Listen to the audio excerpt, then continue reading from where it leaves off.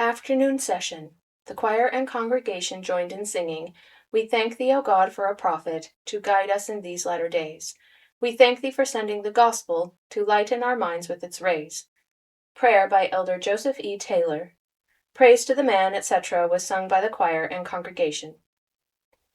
President George Q. Cannon said, in response to the resolution presented and adopted by the conference this morning, the Committee of Five has been nominated by the First Presidency. Their names are Willard Young, Carl G. Mazer, James E. Talmadge, James Sharp, and Henry Clough, Jr. If this committee be acceptable to this conference and they confirm our nomination, they will signify it in the usual way. The nominations were unanimously sustained, and President Cannon then said, "The committee will report at some time during the conference, at a subsequent session, as to their conclusions."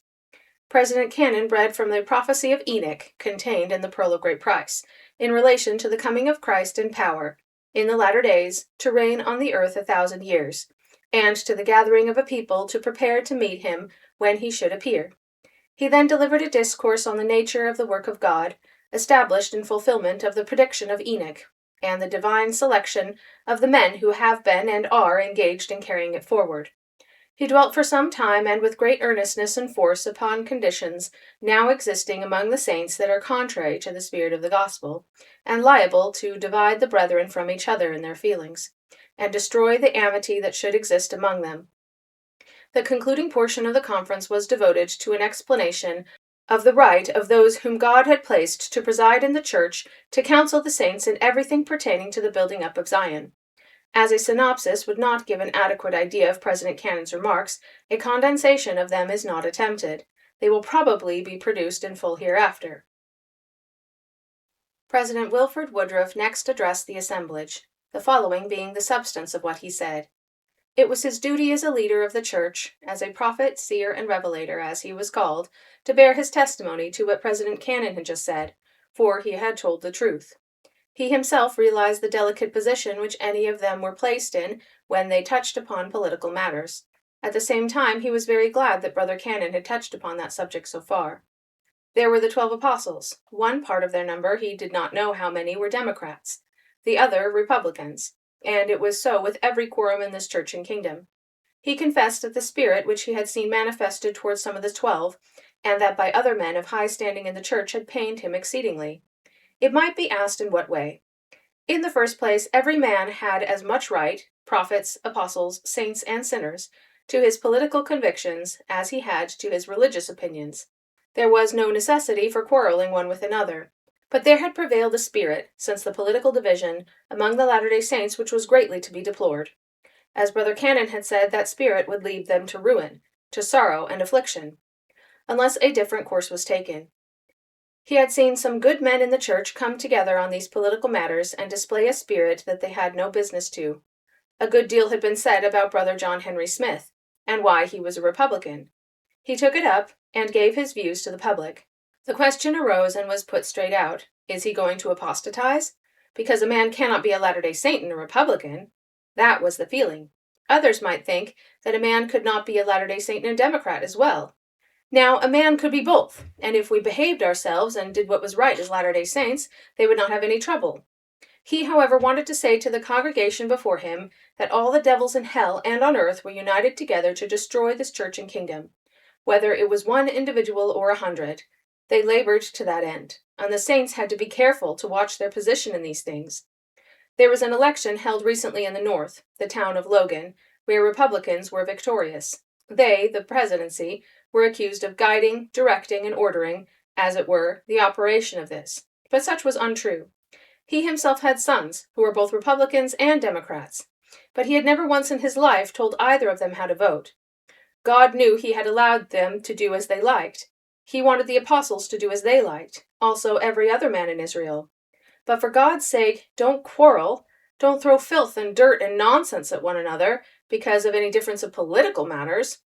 Let all present give heed to this. Let them go about their business and attend to their political affairs as they pleased, but do not quarrel. If there were any people on the face of this earth that ought to be full of unity, of faith, of the Holy Ghost, and the revelations of heaven, it was the congregation before him today. He thanked God from the bottom of his heart that he had lived to see this day.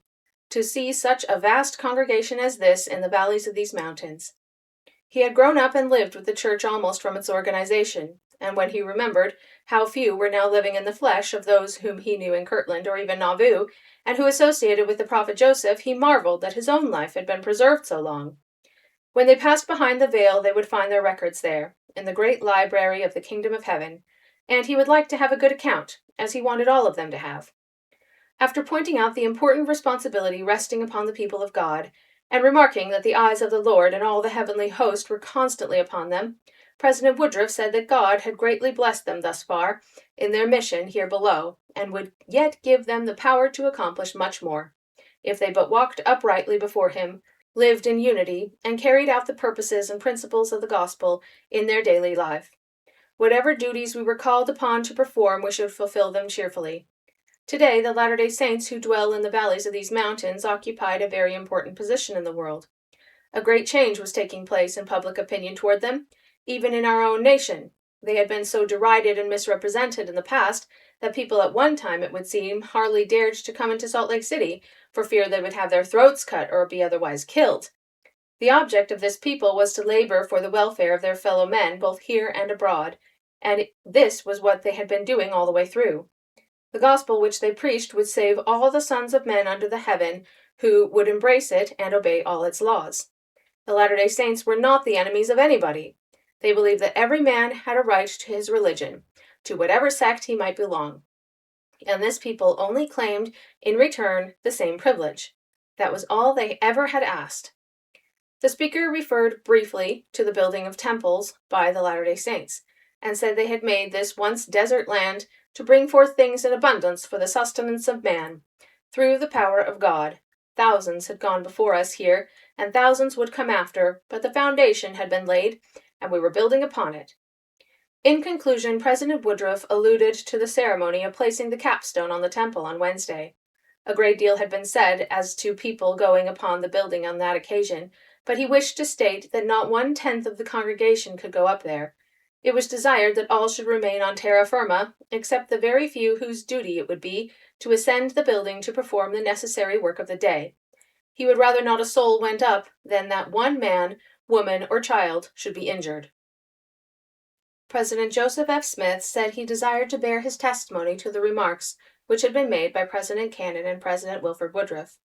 He wished to be understood that he was heart and soul in unison with them in the views which they had just expressed, both in regard to religious and political questions. He joined in exhorting the Latter-day Saints, whatever they might do in the line of politics, to endeavor to bring them up to the high standard that they should occupy among those who professed to be the people of God, and not descend to the low, mean ways and tricks of the world. If they could not be honest in politics as well as religion, and act as men of God, they were not very good Latter-day Saints. In relation to the authority of the presidency of the Church, there had been a tendency for the last 7 or 8 years among the Latter-day Saints to disregard, to some extent, the rights of the presidency, and the authority of those who had been placed over them. This no doubt had arisen from the fact that the presidency had a great length of time been comparatively out of sight of the people, and the people had been free to act as they pleased. There had been a feeling, more or less, growing up, not only among the people, but also with some who were prominent in the priesthood, which caused them to act as though they considered themselves just about as great, and perhaps a little greater, and that they had just as much knowledge, and perhaps a little more, and equal authority with the presiding authorities of the Church. In some respects, he himself had seen a disregard shown to the council of the priesthood. This was wrong. It was true we had not the prophet Joseph Smith with us in person today, neither had we the prophet Brigham Young, nor the prophet John Taylor. But we had the prophet Wilford Woodruff and his counselors. We had the first presidency of the Church, organized and acknowledged by the whole people, and by God the Heavenly Father, and the same authority that rested in Joseph Smith and his counselors, and that succeeded them in others, rested here today with the presidency of the Church of Jesus Christ of Latter-day Saints. And when they essayed to counsel the people, as it was their right to do, it was the duty of the saints to hearken. He prayed that the Lord might guide them in this direction, in this matter, give them to understand that the Church of God was organized upon the earth, that the authority of the holy priesthood was here, and that the priesthood had the right to dictate in all things pertaining to the building up of the Church. God had so far acknowledged the acts of his servants, and would continue to do so from this time henceforth, because this was his work. Great responsibilities rest upon the men who had been chosen by the Almighty and appointed to act in these positions, and they felt the weight of the responsibility resting upon them continually. Not only did they feel this, but they had to actually assume the task of carrying the troubles, burdens, and sorrows of hundreds, he might say thousands of individuals in the church, for there was scarcely a man or woman who had any trouble who did not come to the First Presidency for sympathy and counsel. Sometimes he had seen President Woodruff almost borne down beyond the possibility of endurance by these responsibilities crowding upon him, in addition to those which he had to bear in connections with his presidency over the whole church. Try to make his burdens light, implored the speaker. Let the people go to their bishops, to the presidents of their stakes, and to other wise men in Israel to ask counsel and get them to help bear their burdens, but do not bring so many to President Woodruff. It is weighing him down and shortening his time upon the earth. Keep your troubles in your local organizations as much as you can. God bless this people, and during this conference may the spirit of peace and unity dwell in the hearts of all. He besought the saints to live their religion, to do right, and keep all the commandments of God, that they might know of the doctrine, whether it was of God or of man, and whether the course they were pursuing was acceptable in his sight. The choir sang the anthem, Let God Arise, benediction by Apostle Francis M. Lyman.